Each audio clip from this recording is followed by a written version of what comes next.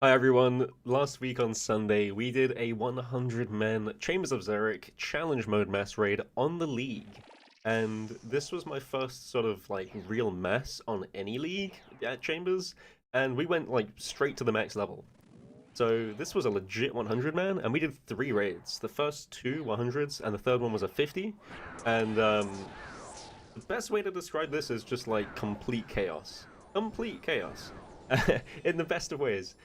And I encouraged people to bring, like, obviously all their relics, their best in slot gear, but also, like, pets, just for the fun of it, to see how crazy it could get and see how many entities we could really fill the room with. And this is just, like, just Tecton as at the start, and the entire raid looks like this. It's even more chaotic at home. It's even more chaotic. But a tremendous amount of fun, and if you were there, thank you for taking part.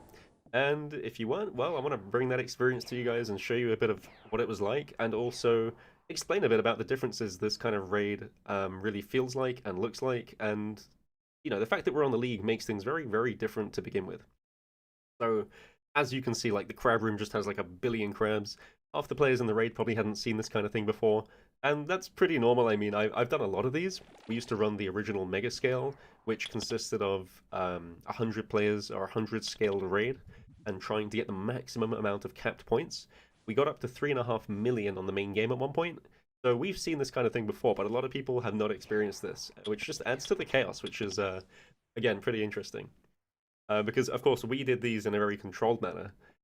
But the beauty of the League, and I'll run through a couple of ideas here. I'm going to skip between bits as we go through this. I've cut out the footage because a lot of it is just like waiting around. But like the big difference for the League is that the challenge mode raid itself is not actually a CM. It's like a mega CM. It's actually got buffed stats. And so whenever you do a CM, it's not just a regular. It has a better drop rate as well. It's a 15x. And a property of doing CMs is that if you get a completion in time for your scale, each player on the team gets 5,000 points. And what that means is, even though like we die absolutely everywhere throughout this raid, it doesn't matter. Because at the end, we get 5,000 points each, which is 500,000 points for 100 people. And in order to roll a purple, in Chambers, you need 53,000 points in a Mega CM. And that gives you a maximum cap of 65% chance for one roll. And then you have 6 times that, and you're good to go. So basically, if this team ends the raid with 300,000 points, just over, we have a limited, like, 6 rolls of max chance. And so these big scales, these big teams, basically always have 3 purples, give or take 4, and you can have 1 or 2 very rarely, and 5 or 6 very rarely as well. So in this raid, we did get some loot, but you'll have to wait to the end to see what it is. And again, it doesn't matter about our points. People are dying everywhere, but the default for finishing the raid is a max loot roll. That's the base idea. So Shamans, of course, is completely crazy, and you got to remember, there are 3 types of relics here at play for tier 8s. You got Undyings, which you can see people are proccing the entire time, and that's the big, like, fiery explosion that happens whenever they die. They get resurrected, dealing damage in an AoE. You have Guardian Relics, which you can see are the little red thralls that are, like, popping around doing things. And they alone are, like, really fun to just see running around, and they contribute to the chaos even more. And then you have the Executioner's Axe Relic, which actually just does some crazy stuff in this kind of scale. And you'll notice that it kind of just like really chops off the last 20% of any NPC's HP. Now, check this out right here. You see this red arrow on this dude? That is 195 hit splat. 195.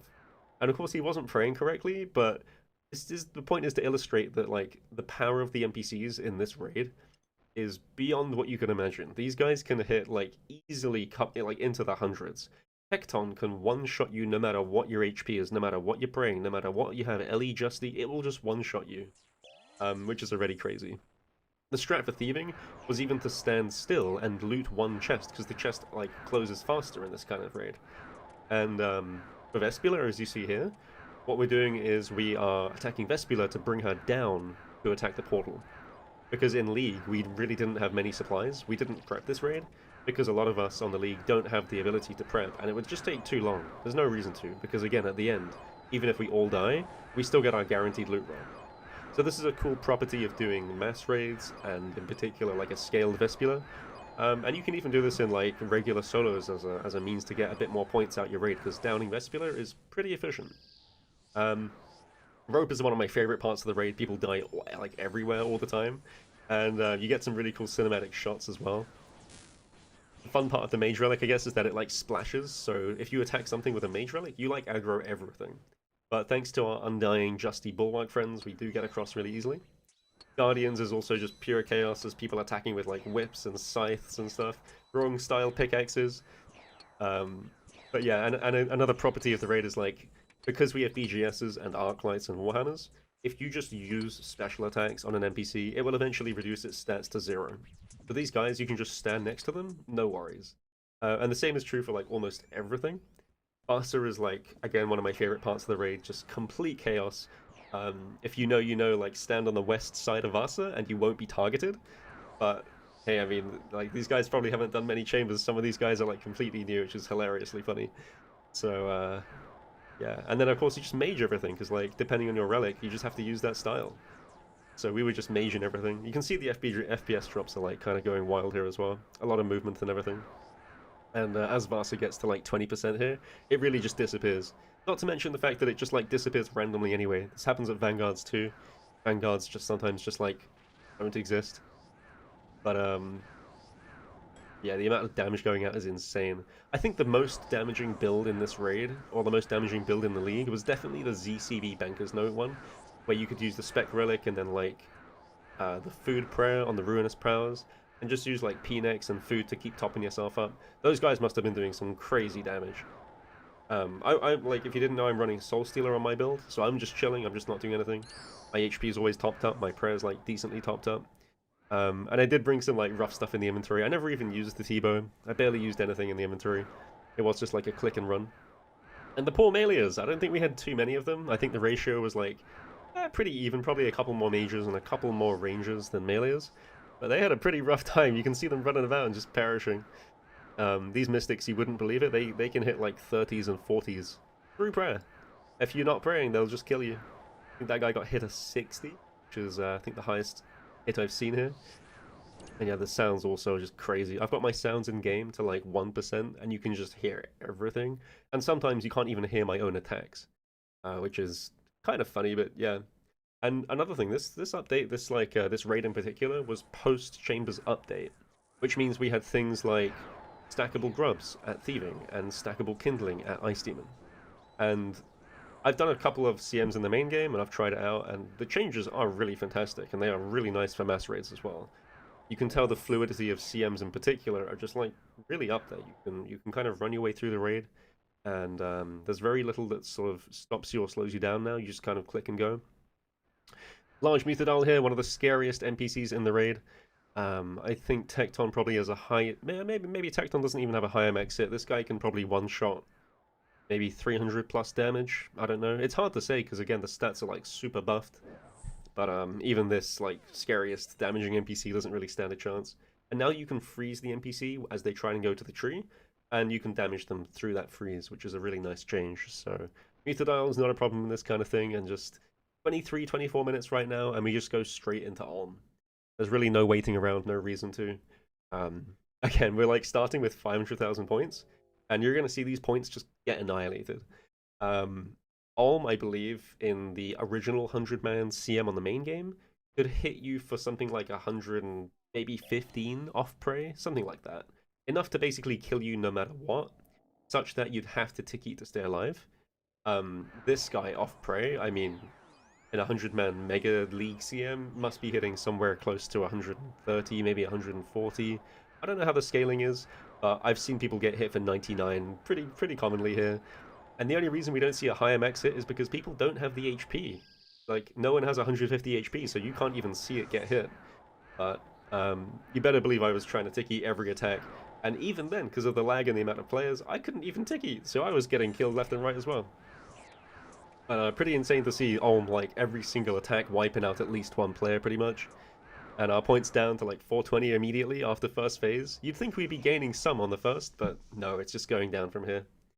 I will say, like, there are probably enough competent players in the raid to allow the head to turn, which was really surprising, because I expected this to... Firstly, I didn't really expect the turnout. I was like, we might get 50 people, we might get, like, maybe 60, and then it might rise a bit. But within like 10 minutes, we had decked out from like, it started at 50 and then it went straight to 100. So I'm glad people enjoyed it, and I'm glad people like are interested enough for this. But it goes to show like there are so many good players who are actually playing League at this stage. And it looks chaotic, but like people are running the head, people are sticking to the sides. And at the end of the day, Olm just died instantly, so it's fine. A really cool idea here is that 1/3, in fact, more than, I think it was either a quarter or a third, just over a quarter or just over a third, of players in this raid were maxed on the League. Maxed. Like, completely maxed. League has been going for just over a month now, so to think that a quarter, let's say, of the players in this raid are maxed, to me is crazy. And interestingly, like, the main reason for maxing from these guys was not just, like, the points, it was like, dude, I don't have an assembler. I can't get an assembler. They wanted a max cape to save bolts. That is the level of the player in this raid. That is the caliber of the player in this raid. So, pretty crazy dedication. Olm swipes in another 3 people fall. Pretty standard. Another range attack and 2 more. No, 3 more. So that was, sorry, Olm killed 5 people in that one attack, I think. Points are now down to 137k. And again, every phase we're getting closer to 0.